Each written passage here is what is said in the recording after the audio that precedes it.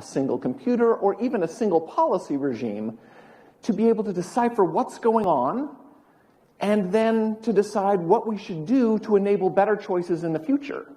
So we have to make some assumptions. We have to simplify. The challenge, of course, is where do you simplify? People have a tendency to simplify in the wrong places.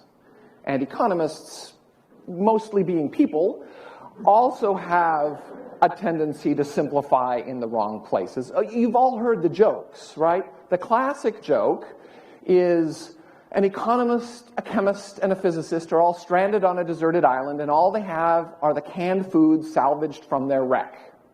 The chemist says, let's submerge the cans in salt water. Eventually, corrosion will eat through the metal and we'll be able to eat the contents. The physicist says, that'll take way too long.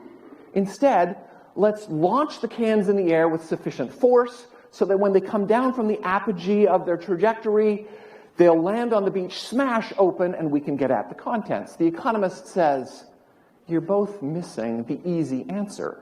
Assume that we have a can opener. You should laugh. It's a ridiculous response, and yet it's a very human response. Why don't we just assume we already have the answer? That will save us the arduous task of problem solving.